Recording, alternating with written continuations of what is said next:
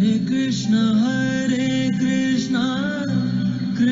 Krishna Hare Hare, Hare Rama Rama Rama Hare Hare, Hare Krishna Krishna Krishna Hare Hare, Hare Rama Rama Rama Hare Hare.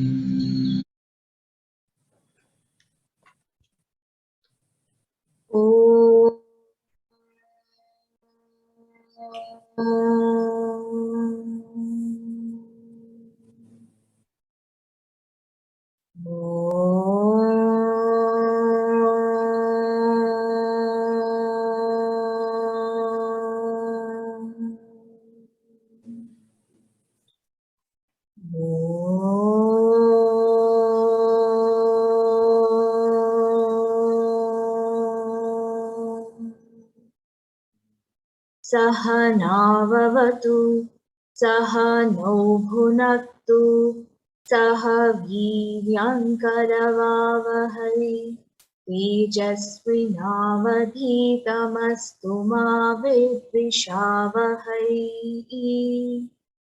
ॐ शान्ति शान्ति शान्तिः।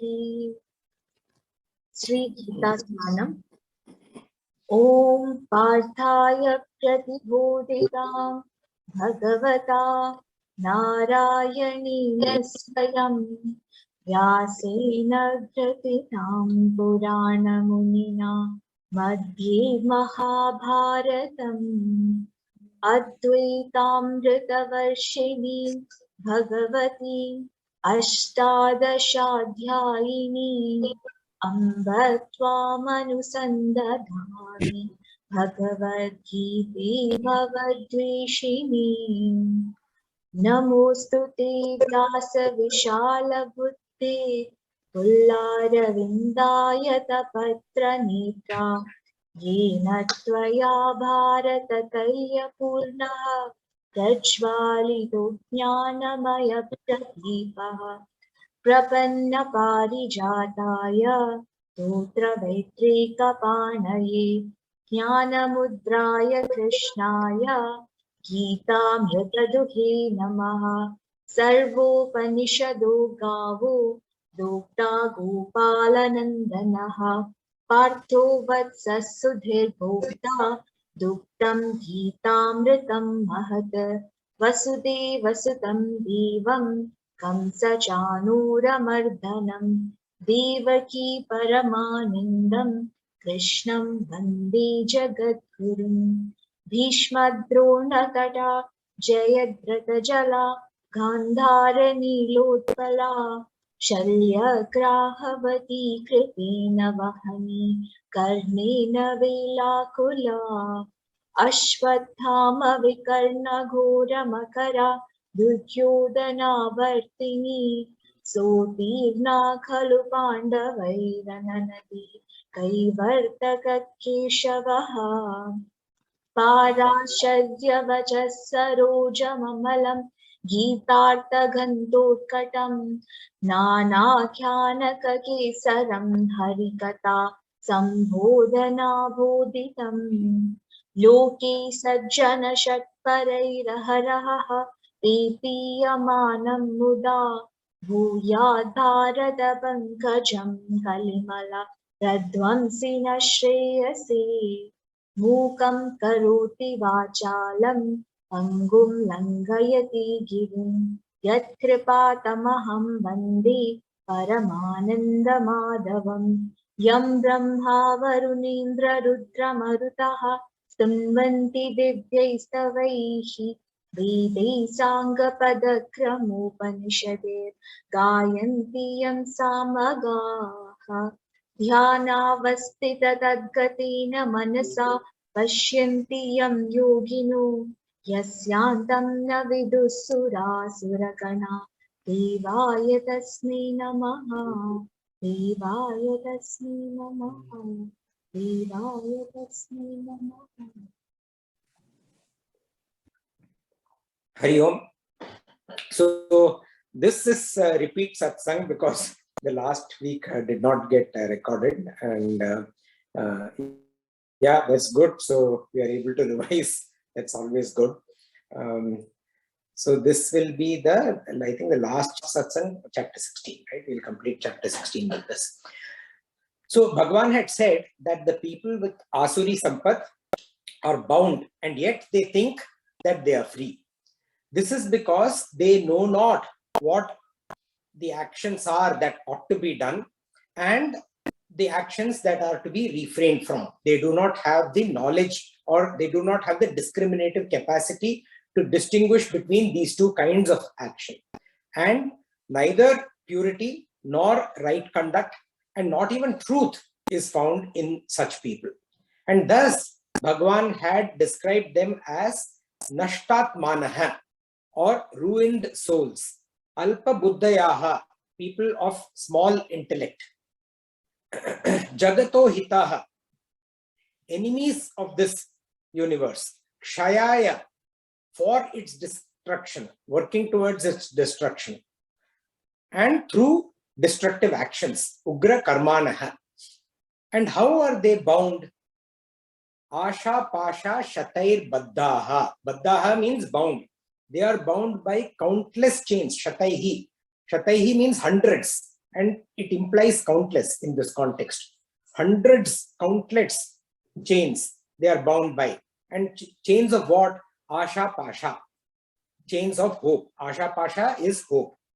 And when this happens, life becomes an expression of lust and anger.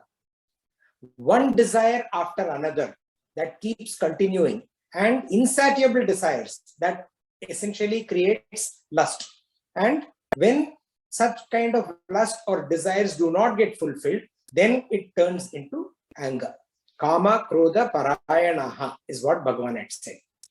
And Bhagavan said, Anya Yenartha Sanchayan, earning hoards of wealth, by that too by unlawful means, by unspiritual means.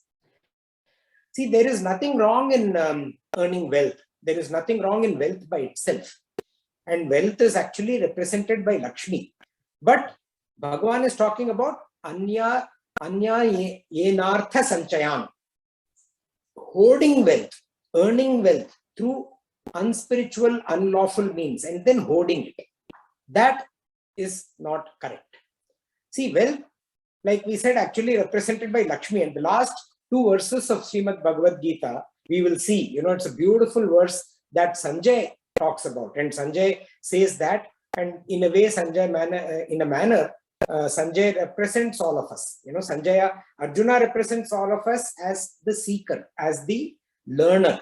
Sanjay represents all of us as the listener, as the observer, and representing all of us who's, also understood Bhagavad Gita and has conviction. Sanjay is one of the few people who, like Vibhishana, even though being on the quote-unquote wrong side of dharma, still abides by dharma. It's a very difficult, but yet that is why a very accomplished soul in terms of being constantly in an environment which is adharmic, which is, extremely samsaric oriented, but at the same time having a nature which is aligned to dharma. And Sanjaya says this, and he says, Yatra Yogeshwara Krishnaha, Yatra Partho Dhanurdaraha, Tatra Shri Vijayo Bhutir, Dhuvanitir Matir Mamaha.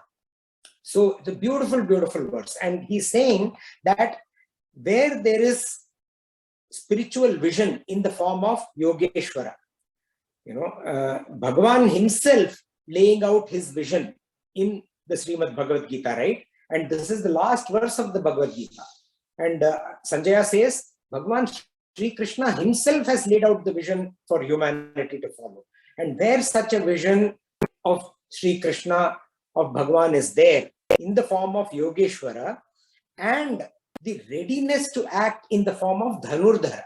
Dhanurdhara is the representation of the archer who is ready with his bow and arrows, where the bow is strung, where the arrows are ready to be shot. It's in a warrior situation represents that. but implies a person who is completely ready to take action. And action, what kind of action? We just talked about it. Aligned to dharma, aligned to the vision that Yogeshwara, that Bhagavan has established. Readiness to act in alignment to this vision. That is very, very critical. Not readiness to act, not aligned to this vision of Yogeshwara. And when such a vision by Yogeshwara himself is there, and when such readiness to act in alignment to this vision in the form of Dhanurdhara is there, then Sanjaya says, Tatra Shri Vijayo Bhutihi, Shri Vijaya Bhuti Dhruvaniti Matir Mama. So he says, it is my firm conviction, Matir Mama, Sanjaya's firm conviction, and all our conviction, right? Sanjaya represents all of us, that when these two are there, then there is these two, meaning when Yogeshwara's vision and Dhanurdhara's alignment and readiness to act is there, then you have Shri, prosperity, Vijaya, success, Bhuti, expansion, and Dhruvaniti. Dhruvaniti is firm policy. All of these abound when these are there. Now, we are talking about wealth. How does this come here into picture? Shri or prosperity and Bhuti or expansion are representations of wealth. They are also forms of wealth. Wealth is there where Bhagavan is there. And human will that is devoted to Bhagavan is there. So wealth in the human context, wealth is there where Bhagavan is there. And wealth in the human context is there where Bhagavan is there, and the devotion towards Bhagavan, the alignment towards the vision of Bhagavan is there. That devotion or alignment to Yogeshwara is with pure intent, and that pure intent is Narayana, that is Krishna. See, wealth is not just monetary wealth. Wealth also implies the strength of a human being, the willpower of a human being, courage of a human being, determination to pursue what you have set out to pursue, and then persevering in the face of obstacles. All these are wealth, and there are other innumerable forms of wealth. And all these together is prosperity, Lakshmi. And pure intent is Narayana. So Lakshmi represents pure prosperity, and Narayana represents pure intent. And where there is pure intent, there is prosperity always. See, Lakshmi comes from Laksh, which is the enabler of human goals, the Purushartha, right? An enabler of all the goals that humans have is Laksh or Lakshmi. And that prosperity enables, that aspect of Lakshmi enables all of our genuine desires, all of our dharmic desires, not adharmic desires. Where there is Narayana, there is Lakshmi. Where there is Dharma, there is Lakshmi. See, Ravana sought Lakshmi, but he sought in a adharmic manner. He sought Lakshmi without Narayana. He wanted only Lakshmi. And what did he get? None of his goals in the long run were fulfilled. And he met with a pretty disastrous end. At the same time, if you see, Hanuman sought Lakshmi along with Narayana. And Sri Lakshmi, she abides, she remains forever in the core of his heart.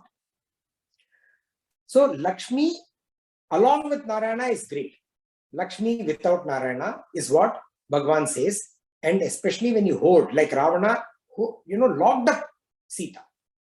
And when you do that, when you earn it through unlawful means, and when you lock it up, not utilize it for good work, not utilize it for dharmic work, then it is not good. Then Bhagavan says it is Anya Yenartha Sanchayan. And also Kama, Krodha bring along with it another friend of them, which is mother, pride. See, when Bhagavan says Imam Prapsye Manoratham, any desire I will obtain. When this kind of a person who has Asuri Sampad, he says Imam Prapsye Manoratham, I will obtain anything. I have obtained so many things, and now I will obtain anything. Nothing is impossible for me to acquire. That is Kama. And when such a person says, Hanishye Chaparamapi, I shall destroy all my enemies. I have destroyed so many people, I will destroy anyone who is an obstacle in my path. Anyone who is trying to take my success away, I will destroy that person. That is Krodha. And when these two are there, then comes Ishvaroham. This person says, I am the Lord. I am Ishvara. I am Bhagwan. So even worship, Bhagwan says, performed by such people is for namesake. Yajante nama yagya iste. The worship is nama, for nama. The yagya is for nama only. Spiritual practices must lead to purity of mind. If spiritual practices are not leading to purity of mind, what is purity of mind? Removal of the disturbances within the mind. If we are practicing spiritual practice, and Bhagavan will talk about this later in the next chapter, chapter 17. He dwells into this in a more detailed manner. We will see that. So when spiritual practices do not lead to purity of mind, when spiritual practices are not seen as calmness of mind, when you're performing spiritual practice, but there is rajasic behavior, aggression, then this is not, then it is namesake, only for nama. Bhagavan says that such an existence is complete disregard of Bhagavan's presence in all of creation. See, Bhagavan has told us in very extensive manner, especially when he told us about all his vibhuti, right? That he is there all around us in everything that we see. In all the beautiful things in the universe, Bhagavan is present. He is also present in all the not so beautiful things in the universe. But he is there everywhere. And Bhagavan says this kind of an attitude, this kind of an approach is complete disregard to this aspect of Bhagavan being there everywhere. Mam pradvishantaha. And what does Bhagavan do to such people? That is what we will now see in the next two verses. We will recite the two verses together. Tanaham dvishatah kruran. Tanaham dvishatah kruran. Samsareshu naradaman. Samsareshu naradhaman. Shipam yajasrama shubhan. Shipam yajasrama shubham. Asurishveva yonishu. Asurishveva yonishu. Asurim yonimapannaha. Asurim yonimapannaha. Mudha janmani janmani. Mudha janmani janmani. Mama prapyaiva kaunteya. Mama prapyaiva kaunteya. Tato yantyadamam gatim. Tato yantyadhamam gatim. Pranaham dvishatah kruran. Samsareshu naradaman. Shipam yajasrama shubhan. Asurishveva yonishu. Asurim yonimapannaha. Mudha janmani janmani. Mama prapyaiva kaunteya. Tato yantyadamam gatim. So Bhagavan says Tan. Tan means those. Kruran. Cruel, vicious people. Dvishataha, who are haters. Samsareshu, in the world. Naradhaman, the worst among humans. Aham, I. Shipamya. Shipamya means hurl them. Just hurl them. Jasram, forever. Yonishu, in the wombs. Ashubham, impure, ignoble. Asuri, of the Asuri, eva only. And he continues, Janmani Janmani, life after life, birth after birth. Mudhaha, these deluded people. Apannaha, enter into yonim, the wombs. Asurim, of the decadent, of the Asuri kind of people. Aprapya, not attaining. Mam, me. Yanti, yanti means they fall into. They fall into yanti. Eva, still. Adhamam, adhamam means lower, still lower. Gatim, condition. Tataha, than that. So Bhagavan is saying that these cruel haters in the world, the worst among humans, he calls them. Why? Because their goal is to self-fulfill, and in the process they are destroying all of creation. And Bhagavan says, I hurl them forever into the wombs of the ignoble only, into the wombs of the Asuri only. They are performing Asuri practices, they go back into Asuri wombs when they take rebirth. Birth after birth, these deluded people enter into the wombs of the decadent. And not attaining me, they fall into still lower condition than that, O son of Kunti. See, to put this in context, Bhagavan had earlier said, this was in chapter 6, verse 40, Bhagavan had said, and in that he had given a celestial hope, Bhagavan's hope to humankind. And he had said that the doer of good, O my son, he had called Arjuna Tata, son, comes to no grief. He assures that you do good, nothing wrong can ever happen to you. Bhagavan says, Nahi kalyana krit kaschid ever, durgatim tata gachiti. Such a person, the doer of good, will never ever come to grief. And in the subsequent verses, we won't go through each verse right now, there is lack of time. That is 6.41 and verse 42 of chapter 6. In those two verses, he had assured the sadhaka that they, after their passing away from this planet Earth, they go and spend extended period of time in the heavens, and then they come back and take janma in the house of the wealthy and the pure. People who have the means. See, wealthy is good where you are using it for dharmic purposes. The wealthy and the pure, the two have to go together. That is what is important. And for someone who has gone a distance and accomplished yogi and then passes away and needs to come back, that person comes back in the household of the wise. Bhavati dhimatam. That's what he had said at that time. Right? So now Bhagavan says, so that was for the Daivi people, people who do good. Here Bhagavan is talking about the Asuri people. And there he says, I hurl them into the families of the Asuri. And then if the tendencies continue, he says they go even lower. Yantyadhamam gatim, even lower.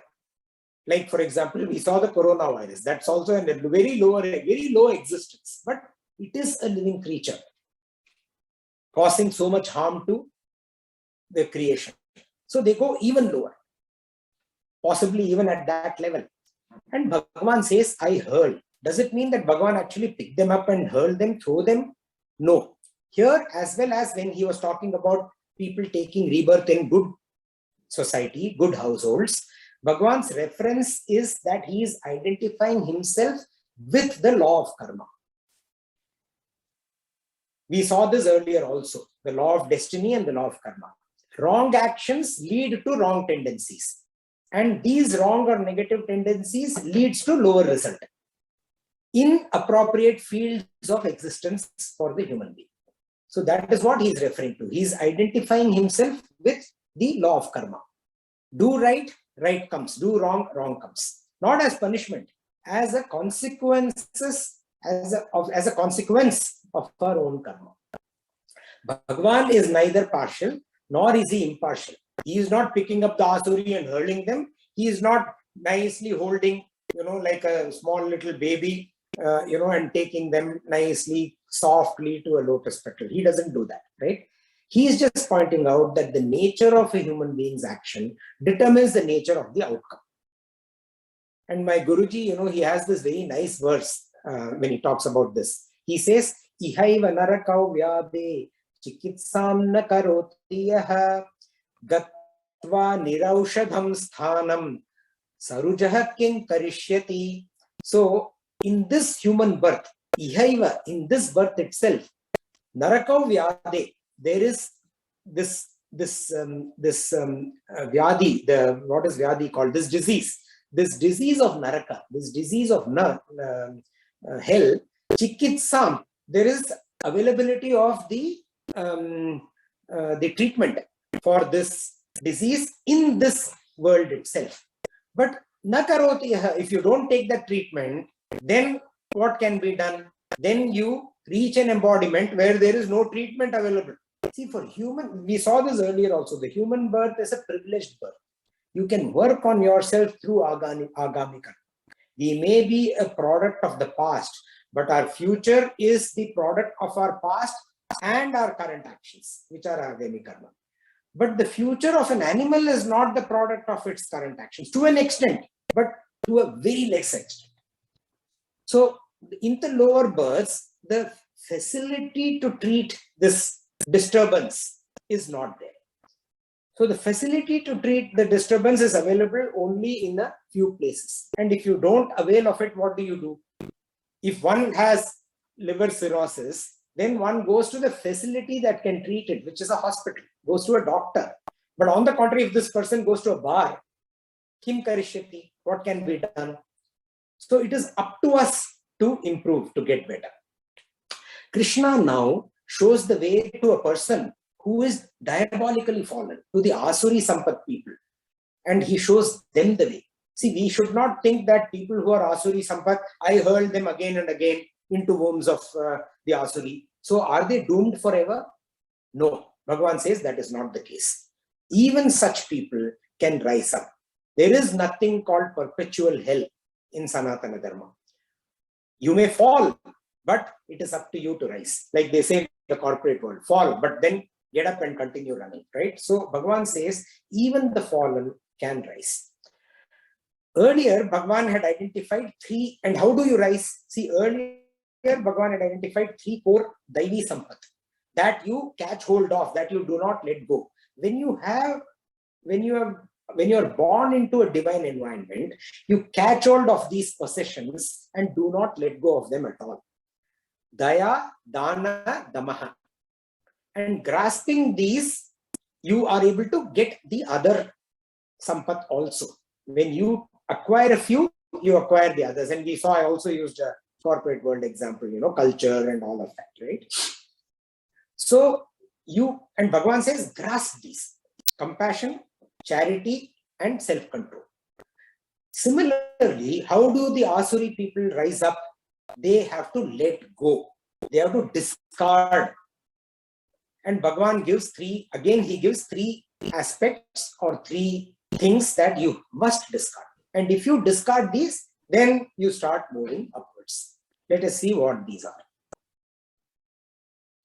Trividam narakasyedam. Trividham narakasyedam. Dwaram nashanam Dwaram nashanam Kama krodastata lobha. Kama krodastatha lobha. Tasmadetatrayam tyajet. Tasmatyetatrayam tyajet. Trividam narakasyedam. Dwaram nashanam Kama krodastata lobha.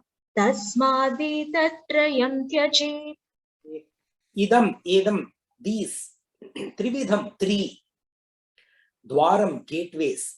Narakasya, to hell. Nashanam, that is destructive. Atmanaha, to the self only. To the self. Kama, what are the three? Now Bhagavan comes to the three. Kamaha, selfish desires or lust. Krodaha, inner anger.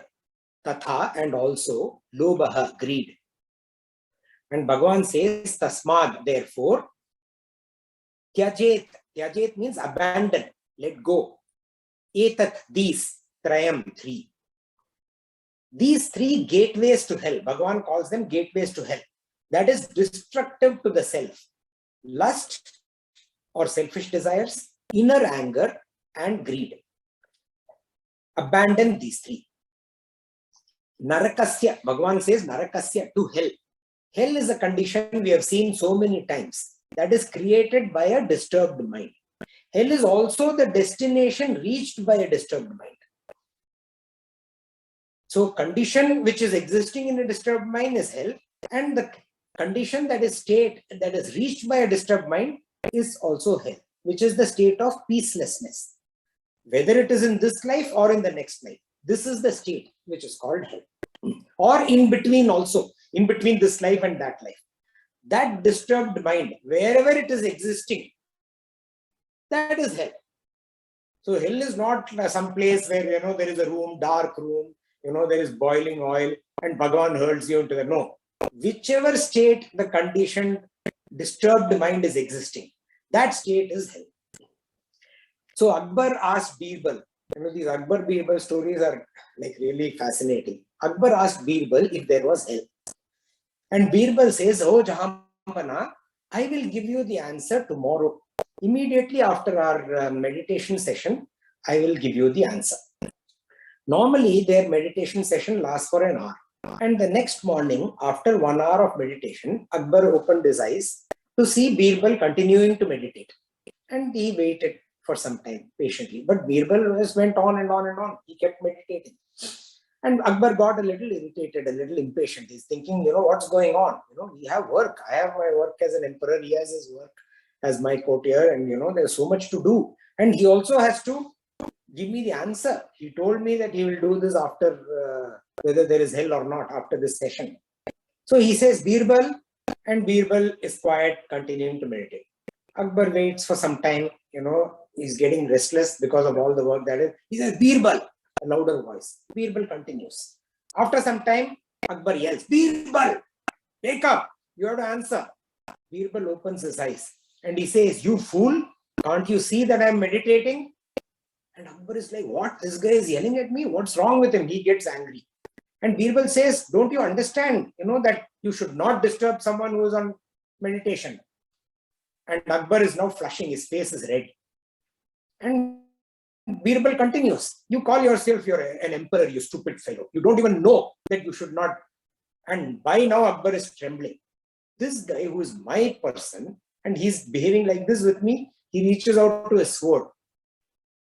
And then Birbal falls at his feet. He bows to the emperor. He says, my emperor, oh my Jahanpana, I was just telling you the answer. You are in hell right now. This is hell. And Akbar, gets it. He just goes back a little and he gets it. He realizes what Birbal is saying. And then he bursts out into laughter. As soon as most of these stories, when Birbal gives Gyan and it dawns on Akbar, it actually, Akbar has all these various doubts. And when Birbal gives him, this solution and the answer, it dawns. When that aha effect, that eureka, that comes, Akbar, most of these stories you'll hear, he goes into split laughter. Partly because of the realization and partly because, oh my God, I have been so stupid. I should have known this myself. And Akbar breaks into this humongous laughter. And after some time, settles down calmly, quiet, at peace. And Birbal says, Jahanpana, see, you are at heaven now. Heaven also exists as much as hell is. It is in our mind. And Bhagavan says, Trividham Dwaram. This threefold or three doorways, three gateways to hell, the three of them, by which one can deny oneself peace. Three ways in which one can postpone liberation endlessly also, can keep postponing forever. And those three doorways he identifies as Kamaha, Krodaha and Lobaha. Kamaha means selfish desires, the rank preoccupation with fulfillment of one's ego. See, desire is okay. Ultimate desire for dharma, ultimate desire for liberation is mumukshutva. And that is supposed to be, ultimately you drop mumukshutva also, but mumukshutva is a great desire to have. Progressing on the spiritual path is a wonderful desire to have.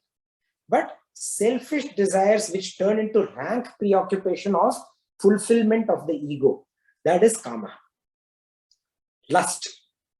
Krodaha we saw earlier, is a natural aspect of one's nature. It is there, it can happen.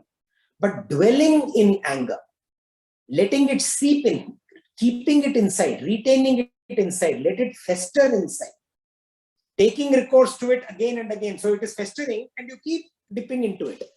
Like, you take a carrot stick and dip into that yogurt, dip and keep having it, right? Dipping into it.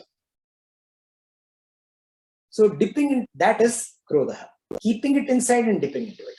Lobaha, grabbing objects of sense enjoyments, things that make us feel good, that tickle our senses. Grabbing those. exclusively for oneself, not for sharing, only for me. That is lobha. And Bhagavan says, let go of these three. So Bhagavan covers three of these here, Kama, Krodha, Lobha. Earlier, he had covered 6, and we had turned them as the Shadripu. The Shadripu are basically the impurities. Shadripu, 6 impurities of the mind. And they were Kama, Krodha, Lobha, which Bhagavan has covered now, and also Moha, Mada, and Matsarya. And how Bhagavan had said that these contribute to the ultimate fall of the human being, to the ultimate perishment of the human being.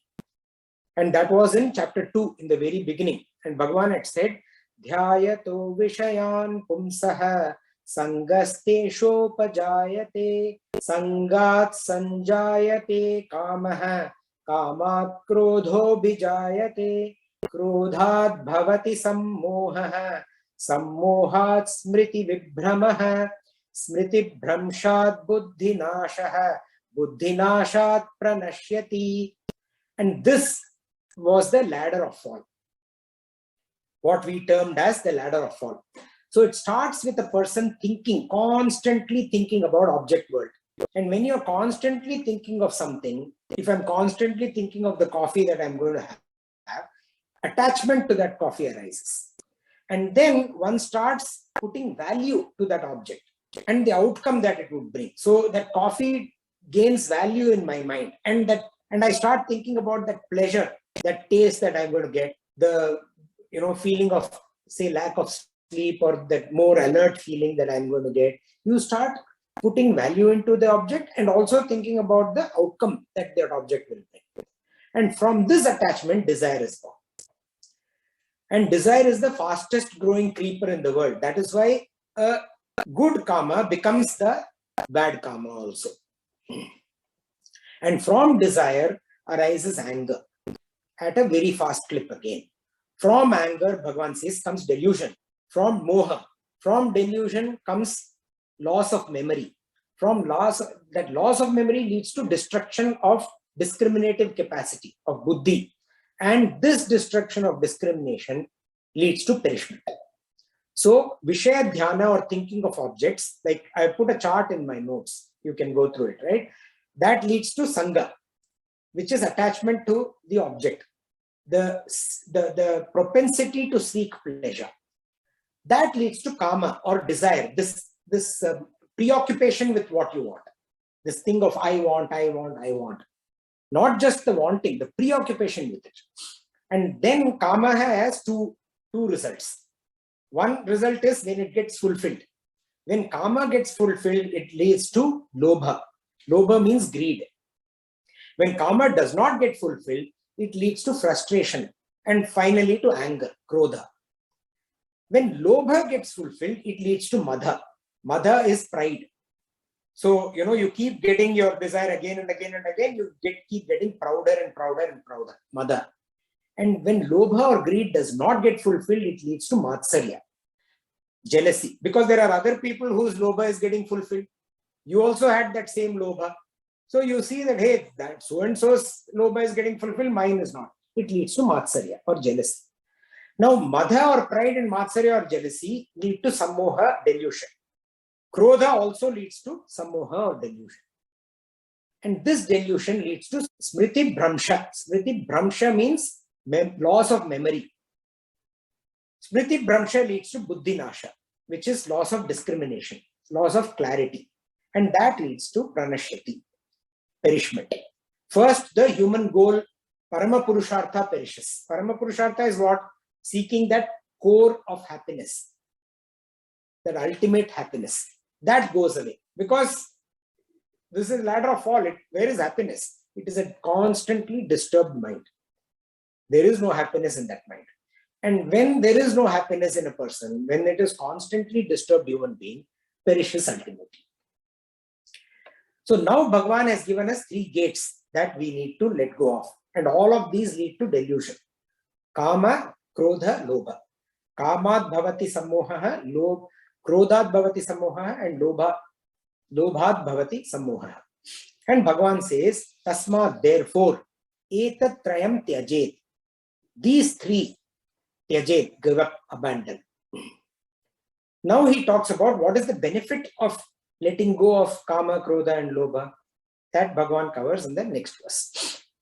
Eter vimukta kaunteya Etair vimukta kaunteya tamodvaraistribirnaraha tamodvarai stribhirnaraha आचरत्यात्मनः श्रेयः आचरत्यात्मनः श्रेयः ततो याति परां गतिम् ततो याति परां गतिम् एतैर्विमुक्तकौन्तेय तमोद्वारैस्त्रिभिर्नरः आचरत्यात्मनः श्रेयः ततो याति परां गतिम्.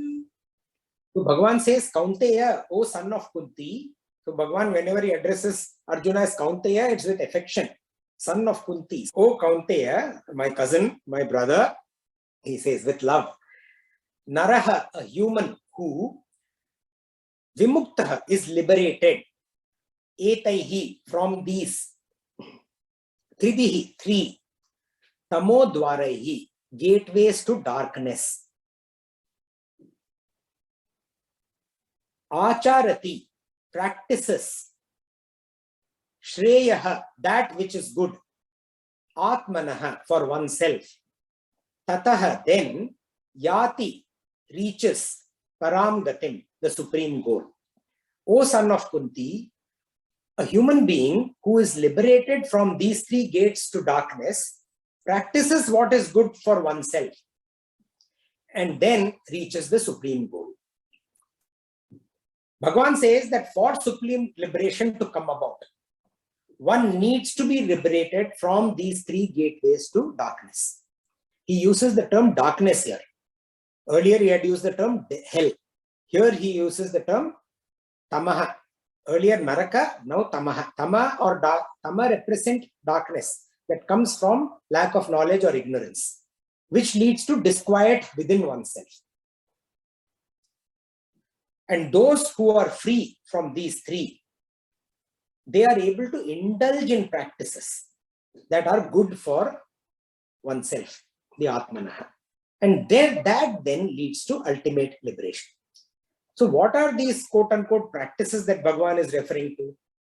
So once you get rid of these three, you are able to indulge in, what is that? He has already taught us those.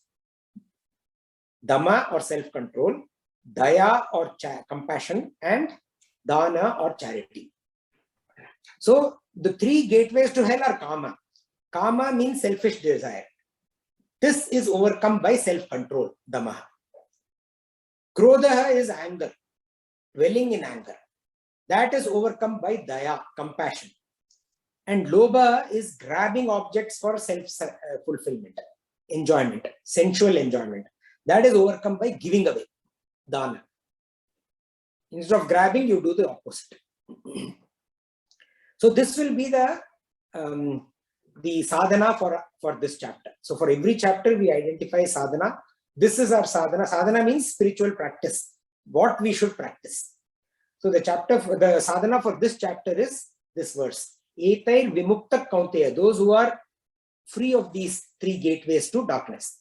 Tamo dvarais tribir naraha. So we have to practice, we have to get free of these three gateways to darkness, gateways to hell, and thereby develop practice of the other three good elements. So being a human who conquers desire, conquers anger, and conquers greed. And how do you conquer? Through self-control, desire through self-control, anger through compassion, and greed through giving. So overcoming kama, krodha, and lobha through dhamma, daya, and dana. That is our spiritual practice for this chapter, or sadhana for this chapter. And Bhagavan says, this would ultimately lead to supreme liberation. So this is also a good time to go back and revise the spiritual path that we had identified. We had called it the sweet design of cosmic order. So beautiful, Bhagavan, the cosmic order created by Bhagavan lays it out step by step by step, starting from karma. We all have to do karma. Chapter 3, Bhagavan says, By your nature, you are bound to do karma. So starting from there, how do you progress towards liberation? So I will also share it with you again. Please find time to go through the spiritual path. We don't have time to go through it again now. That takes at least 30-40 minutes. See, when a ship is lost in the ocean, the captain searches for a lighthouse. And when the captain finds the lighthouse, he locks the direction of the ship towards the lighthouse. That is how he gets out of the dark seas. Spiritual seekers need to find their lighthouse and then lock their direction towards it. Bhagavan now gives Bhagavan's lighthouse principle. We spoke about Stephen Covey's lighthouse principle. Bhagavan gives his lighthouse principle. What is it that human beings should hold on to when they are in this ocean of samsara?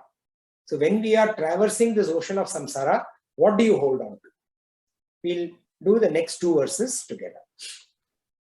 Yashastra vidhi musrijya Yashastra vidimutrijya vardati kamakarataha vartate kamakarataha nasa siddhimavapnoti nasa siddhimavapnoti na sukham na param gatim na sukham na param gatim tasmat shastram pramanante tasmat shastram pramanante karya karya vyavastitau karya karya vyavastitau ज्ञात्वा शास्त्रं विधानोक्तं ज्ञात्वा शास्त्र विधानोक्तम् कर्म कर्तुमिहार्हसि कर्म कर्तुमिहार्हसि यशास्त्रविधिमुत्सृज्य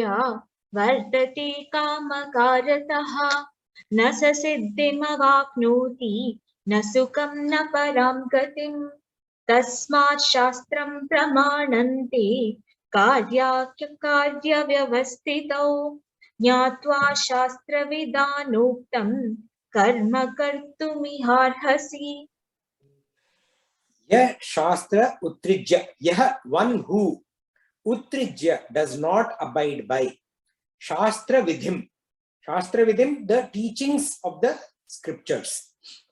Vartate, takes action. Kama karataha, under the impulse of kamaha, under the impulse of intense desire.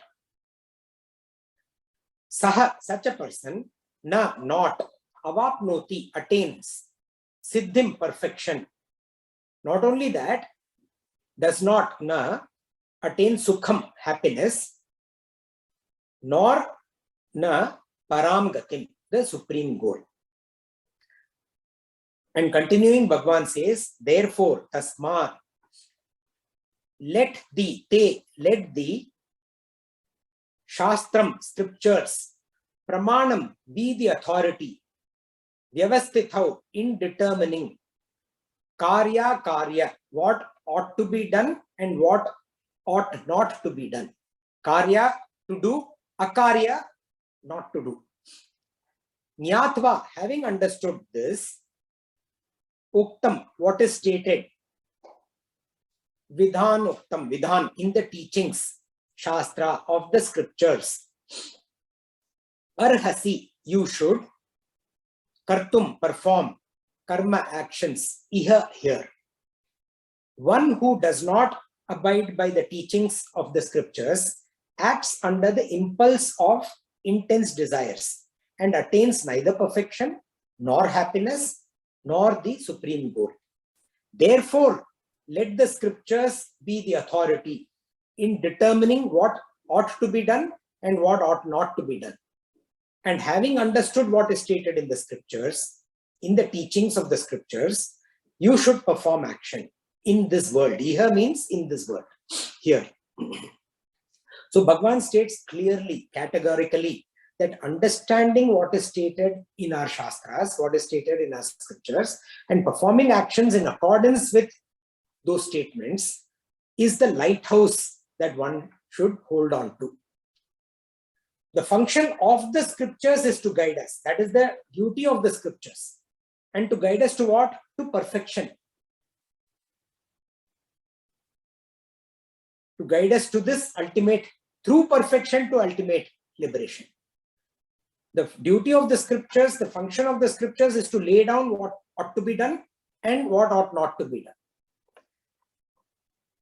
And one who does what should not be done, what ought not to be done, that person attains neither perfection, nor happiness, nor the supreme goal. And one who refrains from what ought not to be done and does what should be done. So the akarya is what ought not to be done. The karya is what ought to be done. And that person prepares oneself towards the supreme goal, which is liberation. So what Shastra should we follow?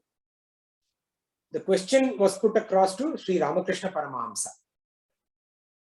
Earlier Suresh he missed the last satsang, and he's attending. He texted me saying, where do I learn Vedas from? Recommend a good source, or also Vishnu Sahasranama. So what scripture should we follow? What do we choose? And what should we not choose? So Ramakrishna Paramahamsa, when this question was put to him, he said, and I quote, I follow no Shastra whatsoever. I plead with the deity in my heart for direction, and I act and I live as I'm guided by the deity, unquote. Sri Ramakrishna Paramahamsa followed the deity, we know that, right? He followed her. Now this is Sri Ramakrishna Paramahamsa. He has achieved a very, very high level after multiple births, being born in the house of the wealthy and the equipped, and then being, and the pure, wealthy and the pure, not just equipped, pure also. And then being born in the house of the wealthy and the wise, like Swami Vivekananda also, right? He has reached this state where he can dip into his heart and get the answer. If each one of us, we should know whether we are in that state or not. If we can dip into our heart and yes, we got the answer, great, we should follow that. If we are not in that state, then Bhagavan gives a clear lighthouse for us to hold on to. And that is the Shastra. And hold on to it. At the same time, continue, because all of us have divinity within. So continue to dip into the core of the heart. But along with that, the Shastra will help us. Now, what Shastras, again, that question remains, no? Ramakrishna Paramahamsa gave his answer. So the Vedas, the Upanishads, the Bhagavad Gita, Srimad Bhagavad Gita, Bhagavan says itself is a supreme Shastra. Why is Bhagavan, why is Srimad Bhagavad Gita itself a supreme Shastra? See, the Upanishads, what are they? Upanishads are lectures, sermons given by the gurus to Sishya, who is sitting near him. Upa means near. Nishad, sitting near, listening, paying attention to the guru. So that is where, you get the learning, you get the teaching, right? You learn from the guru. Here, Arjuna is sitting next to who? Next to Bhagavan himself. So Bhagavad Gita, the guru is Bhagavan Sri Krishna himself. And the Sishya is Arjuna himself. Each of the Upanishad has a guru and the Shishya. Here, Bhagavan is the guru and Arjuna is the Shishya. That is why Supreme Shastra. And also within the Supreme Shastra, there is chapter 15. Bhagavan said chapter 15 itself is a Shastra. That is also another reason why Srimad Bhagavad Gita is a Supreme Shastra. And of course, the Vedas and the Upanishads also, they are all Shrutis. They are the revealed texts that we should read and follow, any of these. And when we read and follow these, if possible, all of them, if not, like for me, I have chosen Srimad Bhagavad Gita, right? We can choose the Upanishads, we can do all of them also. And when we do that, automatically we will refer to the Smritis, which are amongst various others, the Puranas, the Itihatas, and so many other Smritis.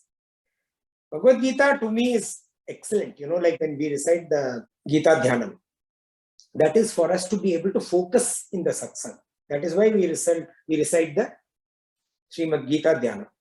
And Sri Gita Dhyanam, it says, Sarvopanishado Gavo, Dogda Gopala Nandanaha. All the Upanishads, Sarvopanishado Gavo, all the teachings of the Upanishads, Bhagavan Sri Krishna Gopala, the Nandana, the Dogda Gopala Nandana, he has extracted the nectar out of all the Upanishads, put it in the form of Srimad Bhagavad Gita and has taught us himself. So it's a beautiful thing to learn. And of course, on the Vedas and the Upanishads. So we need to choose, but we need to choose an authentic lighthouse. The problem is if we don't choose an authentic lighthouse. We referred earlier, I had given this example of a captain who is lost in the ocean. See, in the dark seas, when you're lost, you look for the lighthouse. But in the dark seas, when you're lost, there is a chance to get hallucinated. When you are hallucinated in the seas, you see multiple hundreds of lighthouses. Similarly, when you're hallucinating in the ocean of samsara, there are hundreds of lighthouses. You can take whatever, you know. But which one is authentic? If you take a lighthouse which is hallucination, you will end up at the wrong goal. You will probably crash into the land somewhere, or you will drown in the ocean of samsara. So it's very important to catch hold of an authentic lighthouse. And the core scriptures, the Shrutis, are authentic. So catch hold of an authentic lighthouse is very, very, very critical. So with the prayer that we are all able to overcome Kama, Krodha and Lobha through Dhamma, self-control, through Daya, which is compassion, and through Dana, which is charity. Overcoming desire, anger and greed. And with that prayer, and also with the prayer that we find the lighthouse, the Shastra lighthouse for us to be able to hold on to and hold on to it. With that, we come to the conclusion of chapter 16. Thank you. Hari Om, Shri Krishna. We'll repeat today's verses. Chapter 16, verse 19 to 24. Tanaham dvishatat puran samsareshu naradaman shipam yajasrama shubhan asurishveva yonishu asurim yonima pannaha mudha janmani janmani mama prapyaiva kaunteya tato yantyadamam gatim Trividam narakasvedam dwaram nasanamatmanaha kamakrodastata lobaha tasmadi tatrayam tyajit ete vimukta kaunteya tamodvare stribhirnaraha acharatyatmana shreyaha tato yati param gatim yashastra vidhi musrijya Vardate kamakarataha na sasiddhimavapnoti na sukham na param gatim tasmat shastram pramananti karya karya vyavastitau jnatva shastra vidanuktam karma kartumiharhasi Om Tat Saditi Srimad Bhagavad Gitasu Upanishatsu Brahma Vidyayam Yoga Shastri Sri Krishna Arjuna Samvade Daivaasura Sampad Vibhaaga Yogo Nama Shodashodhyayaha. So we will go through the learnings or practices, sadhanas of all chapters. We always do that when we complete a chapter. So chapter 1, our sadhana was watch for Shoka and Moha. Because Arjuna actually was at a situation of Shoka and Moha. And remove them completely. Find out whether there is Shoka and Moha within you. Seek for help like Arjuna did. And remove Shoka and Moha. Chapter 2, verse 48. Samatvam Yoga Uchyate. Maintain equipoise in extremities. Chapter 3, verse 19, Samacharaha. Perform actions with utmost devotion, dedication, and perfection. Chapter 4, verse 18, Karmanya karmaya paschet. Not being the doer while doing. By seeing inaction in action. Chapter 5, verse 10, Padma Patram Ivam Bhasa. Just like a lotus petal is untouched by the water in which it is lying, be untouched by worldly experiences while in contact with them in samsara. Chapter 6, verse 30, Mam pashyati sarvatra, sarvamcha mai pashyati. One who sees me everywhere and sees everything in me. We have to practice this. Me is who? Bhagwan. Chapter 7, we had two sadhanas. First one was verse 12, Natvaham teshu temai. Indeed, I am not in them. They are in me. Maintaining awareness of this, that Bhagavan is not in them. Everything is in Bhagavan. The consciousness untouched in the midst of everything, of all creation. And verse 7, Mai sarvamidam proktam sutre mani ganaiva. All the variety is strung in me, just like a variety of gems that are strung in the string of a necklace. Chapter 8, verse 7, Sarveshu tasmat sarveshu kaleshu ma manusmara yudhyacha. At all times, every moment of your life, sarveshu kaleshu ma manusmara, remember me, yudhyacha, and perform your duties. Chapter 9, verse 27, Yat karoshi tat kurushva madarpanam. Whatever you do, that you do as an offering to me. Bhagavan says, I don't want anything. Whatever you may do it as an offering. Chapter 10, verse 41, Yadyat vibhutimat sattvam mam tejom sashambhavam. Whatever glorious experience that you have, that glorious experience, whether you see it, whether you experience it, is a manifestation of a small part of my splendor. Chapter 11, verse 33, Nimitta matram bhava. Be an instrument in his hands. Take up the role of being an instrument in carrying out Bhagavan's plans. And in chapter 11, we had also identified sadhana for entire Bhagavad Gita. Verse 55, Mat karma krita, one who does actions for Bhagavan. Mat paramaha, with Bhagavan as the supreme goal. Mat bhaktaha, with completely devoted to Bhagavan. Sangha varjitaha, free from or devoid of attachment. Nirvairaha sarva bhuteshu, without any enmity towards all creatures. Chapter 12, verse 20, Paryupasate dharmyamritam yathoktam. Follow the eternal, the immortal dharma as declared by Bhagavan himself, by Sri Krishna himself. Chapter 13, verse 34, Kshetra kshetragyayor evam antaram viduhu. Know the difference, discern the difference between the kshetra and the kshetragya, the field and the knower of the field. And knowing this difference, bhuta prakriti moksham, know the means of liberation from prakriti. Chapter 14, verse 26, avyabhicharena bhakti yogena sevate mam. With no other thought, avyabhicharena, bhakti yogena, with unswavering devotion, sevate mam, serve me, serve Bhagavan. Chapter 15, our sadhana is to recite the entire chapter. Why? Because chapter 15 is a shastra in itself. And chapter 16, verse 22, Etair vimukta kaunteya tamodvarais tribhir naraha. Become free of the three gateways to darkness, three gateways to hell, by conquering desire, anger, and greed through self-control, compassion, and giving. Overcoming kama, krodha, and lobha through dhamma, daya, and dana. So these are our sadhanas that we have done till now.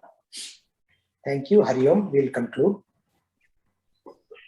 Om Asado ma sadgamaya tamaso ma jyotirgamaya mrityor ma amritam gamaya. Om Purnamada Purnamidam Purnat Purnamudachyate Purnasya Purnamadaya Purnameva Vashishyate. Om Shanti Shanti Shanti Harihi Om Shri Gurubhyo Namaha Harihi Om. So we'll do Bhagavad Gita Aarti and then we'll open for comments and thoughts and questions. Om Jaya Bhagavad Gita Maya Jaya Bhagavad Gita Hariya Kamala Viharini Hariya Kamala Viharini Sundara Supaniti. Om Jaya Bhagavad Gita Karma Sumarma Prakashini Kama Sakti Hara Maya Kama Sakti विहरा तत्त्वज्ञानविकाशिनि तत्त्वज्ञानविकाशिनि विद्या ब्रह्मपरा। ॐ जय भगवद्गीते निश्चल भक्तिविदायिनि निर्मलमलहारी मया निर्मलमलहारी शरणरहस्य प्रदायिनि शरणरहस्य प्रदायिनि सबविधि सुखकारी। ॐ जय भगवद्गीते रागद्वेषविदारिणि कारिणि मोद सदा मया कारिणि मोद सदा भवभयहारिणि तारिणि भवभयहारिणि तारिणि परमानन्दप्रभा। ॐ जय भगवद्गीते आसुरभावविनाशिनि नाशिनि तमरजनी मया नाशिनि तमरजनी दैवी सद्गुणदायिनि दैवी सद्गुणदायिनि हरिरसिका सजनी। ॐ जय भगवद्गीते समता त्याग सिखावनी हरिमुख की पानी मैया हरिमुख की पानी सकल शास्त्र की स्वामिनी सकल शास्त्र की स्वामिनी श्रुतियों की रानी। ॐ जय भगवद्गीते दया सुधा भरसावनी मातु कृपा कीजे मैया मातु कृपा कीजे हरिपद प्रेम दान कर हरिपद प्रेम दान कर अपनो कर लीजे। ॐ जय भगवद्गीते ॐ जय भगवद्गीते मैया जय भगवद्गीते हरिः कमल विहारिणि हरिः कमल विहारिणि सुंदर सुपनीते। ॐ जय भगवद्गीते ॐ जय भगवद्गीते ॐ जय भगवद्गीते। Hari Om. So it's actually beautiful, when even today I remember this, when you're reading. So this chapter we just read, right? And Bhagavad Gita, in Bhagavad Gita Arti, it says, Asura Bhava Vinashini. It vinashifies the Asura Bhava, right? And Daivi Sadguna Daini. It gives the Daivi Sadguna. So it's beautiful, Bhagavad Gita. Not only that, it also says, that Sakala Shastra ki Swamini. Shrutiyon ki Rani. It's the queen of all Shastras and Shrutis. Beautiful Bhagavad Gita. Thank you all. Hari Om. Any thoughts, comments, questions? Yes, I have some questions. Srini, Hari Om. Everybody, Hari Om. First is, when you say about Lakshmi and then you talk about wealth, you say where the wealth is, there the Lakshmi is. What about the people who, I'm not talking about only economic or instrumental wealth, I'm talking in general. So do you mean to say here, the people who do not have wealth do not possess Lakshmi? So that's why I made it a point to mention that wealth is in so many forms. Wealth does not mean, some people possess material wealth, some people possess dridata, just determination. Some people, so there are various, and actually Lakshmi is even worshipped as Ashtalakshmi. So, so almost all people possess various permutation, combination of Lakshmi. People who do not possess any of these, yes, they are not, they are the Asuri. Asuri Sampad. So, at least having some possession of some permutation, combination of these various types of wealth, definitely the person has Daivi Sampad. And Bhagavan actually earlier assures us, that don't worry Arjuna, and through Arjuna all of us, you are of Daivi Sampad. And and where Bhagwan is, there Lakshmi automatically is. So if we have good intent, if nothing else, having good intent, all the aspects of Lakshmi will automatically come. How do you, in this context, how do you describe the people poor, who don't even have a food, clothes, or shelter? How do you look at them? They don't have, see, in fact, it is often said that people who are materially poor, who do not have, see, Artha Purushartha is material possession, right? The material goals. So if people who do not have Artha, that kind of thing, they normally have mental peace and happiness. Okay. So more often than not, you find people who are poor are much more happier and much more at calm and at peace than people who are really wealthy. There is more disturbance of the state. See, sin is nothing but mentally disturbed mind, mental disturbance or a disturbed mind. So when you have more people who have more wealth, monetary wealth, food, clothing, shelter, too much of it, abundance, and they are also hoarding it, then you find that you don't have peace. Having wealth and utilizing it for dharmic purposes, you will find peace within them, and not having wealth and being aligned to dharma, you will still find peace in them. So emotional and mental peace does not come from possession. Emotional and mental peace comes from possession of Daivi qualities. So in simple terms, can you say peace is equal to satisfaction? Peace, satisfaction is one of the elements of peace, we can say. Okay. One of the elements. Okay. My next question is about purity of mind. Can you please repeat what are the steps, in short, in simple terms, how to attain a purity of mind, irrespective of mind disturbances?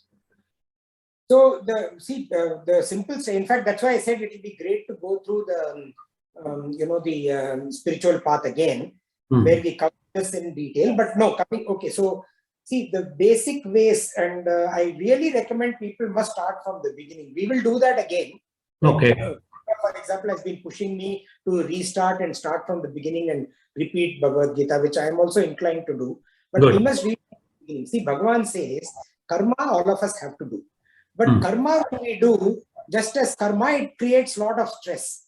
But if we do, how to convert karma into karma yoga? Karma yoga is doing karma in a peaceful state of mind, with purity of mind. Karma is converted to karma yoga by Ishwara Arpana Buddhi and Prasada Buddhi.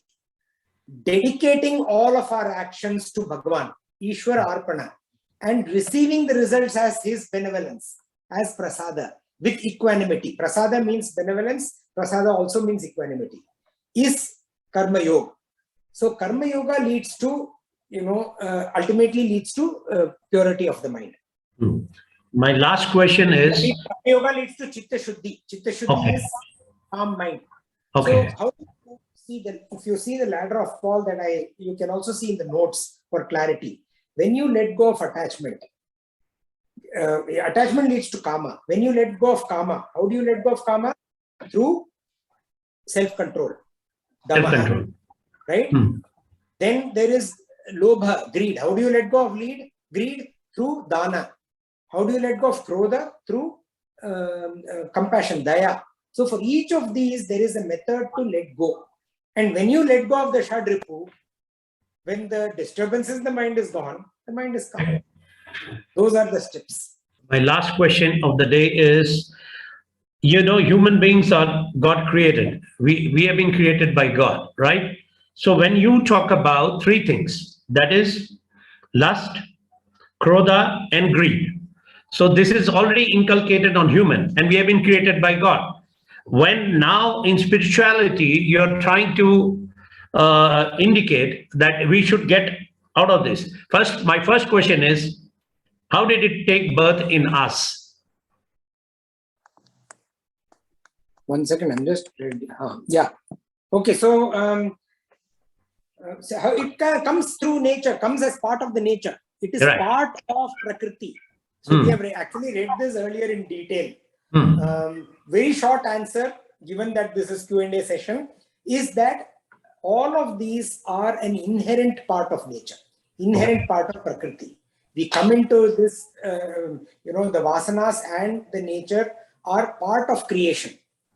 Okay. And the long answer is we have to go through it in more detail. Okay. So that is the answer to your first question. You said my first question is, how do they come? It's part of our nature. It is part of our, it's part of creation.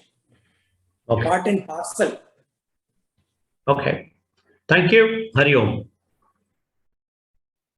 So I thought you were going to, because you said first question, I thought you may be asking something else. Hey, I already asked 4 questions for the day. Yeah, it does raise a lot of questions. The only way to answer all questions is to keep going through again and again. Yes. Bhagavad Gita, the more you go through, the more clarity comes. And in the morning when you gave me that Vishnu Sahasram link, the first chapter I could go through and recite a little bit. I have to do it again. I could understand the difference between shloka and mantra. Very interesting. Yeah. Thank you for that. You want to share that? Oh, not now. Little premature. I need to deep dive. I'm not as good as you. All of us are good. Thank The fact you. that we are pursuing, we are all good. Yes, thank you. I have 2 questions. Yes.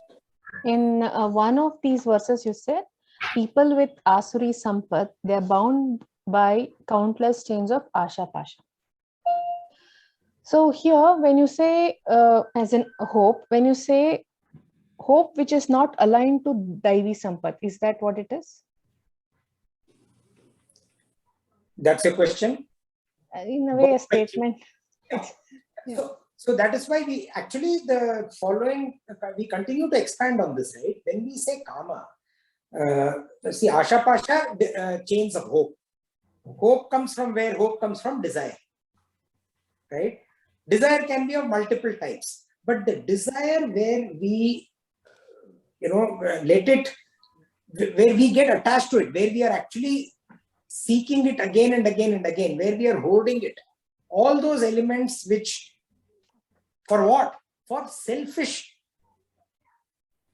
aspects. See, a desire, when you have a desire which is not selfish, you yourself will find that it is not binding you.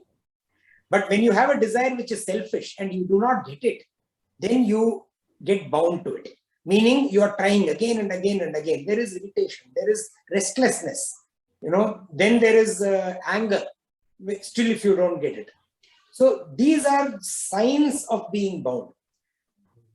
So when you say Asha Pasha, this is the hope that comes out of desire. When it is selfish, it binds you. When it is completely unselfish, it doesn't bind you. By the way, you will say that even the ultimate liberation goal is selfish goal, no? I have to be liberated. Is that not a selfish goal? Right? No, that is not really a selfish goal. We are seeking liberation from the selfish environment. We are seeking liberation to get away from the Prakriti of which greed is part, Prakriti of which Kama is part, Krodha is part, Lobha is part. From that, we are seeking liberation. And when you seek liberation from that, you are seeking liberation for the soul. In this body, mind, and intellect, in this Janma or in this existence, we are seeking liberation for the soul. So this is something which is for the satiation of the body, mind, and intellect. Body, 5 sense organs and organs of action. The 5 sense organs and organs of action form the body. The mind is formed by the aspect of emotion. And the intellect is formed by the aspect of logic, judgment, and so on and so forth. So when you are acting for satiation of the organs of sense organs and organs of action, when you are acting for satiation of the mind, being emotionally happy, when you are acting for satiation of the intellect, where you are saying that, yes, this is logically right, this is logically wrong, those are selfish desires. But when you are acting for the self, the Atma, that is not selfish desire. Okay. Acting for other body, mind, and intellect is also not selfish. initially. What do you mean acting Other for body, other? mind, and intellect. If you selflessly do something for me Oh, without expecting anything in return, completely selflessly. If you're doing with expecting something in return, then yes, it is. okay. So another question here, when you read out both the verses together, people with Asuri Sampat are put into the womb of Asuri only. Actually, two things kind of, the confusion here is, from the previous chapters that we read, there could be individuals' effort to come out of it. That's one. Second thing, won't Sanchita Karma, Prarabdha Karma, they don't play any role here? Or is that just a vicious cycle? When can someone... Sorry, go ahead. Complete.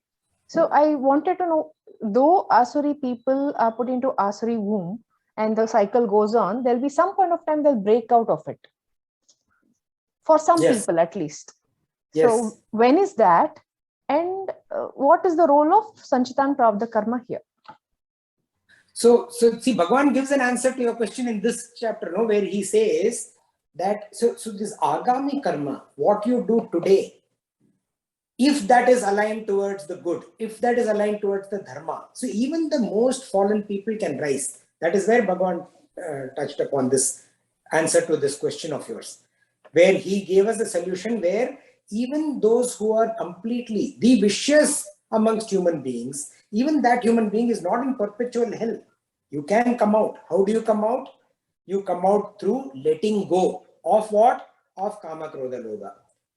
How do you let go of Kama, Krodha, Lobha? Kama through Damaha, Krodha through Daya, Lobha through Dana. When you practice this, so because of your Sanchita and Prarabdha Karma, you are in hell. That is because of your Sanchita and Prarabdha. Mostly Prarabdha. But your Agami, you are coming out of that hell and contributing to the overall Sanchita also, which consists of both. That is why what we do in our current situation, what we do now is extremely critical. Because what we do now shapes our future Sanchita and our future Prarabdha.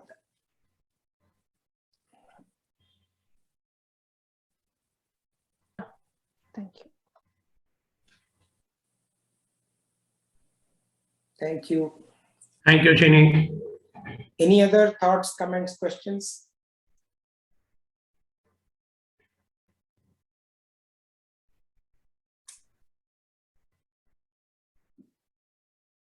Okay, if nothing else, then we meet tomorrow. We start chapter 17 tomorrow. Okay. Hari Om. Hari Om.